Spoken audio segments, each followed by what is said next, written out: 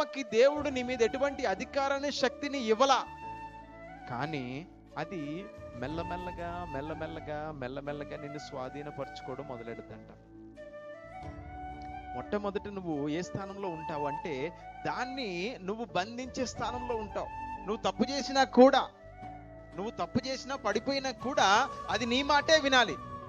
కానీ ఒక స్థితి రాబోతా ఉంది. ఏంటి ఆ స్థితి అంటే దాని మాటను వినబోతా ఉన్నావు. ఎలాగా? సౌలులాగా. సౌలు ఏ స్థితికి వెళ్ళిపోయాడు?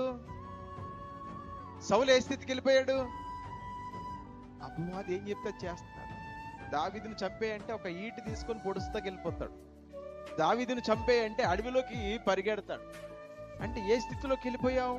నీవు ఆత్మచేత బంధింపబడిన స్థానంలోకి నువ్వు వెళ్ళిపోవడం. ఎందుకు అంటే నువ్వు ఏదైతే గమనించవో, ఏదైతే అధికారము నువ్వు ఉపయోగించవో, నువ్వు తెలుసుకోవో, ఆ అధికారము నిన్ను స్వాధీనపరుచుకుంటుంది. దేవునికి స్తోత్రం కలుగును గాక. హల్లెలూయా.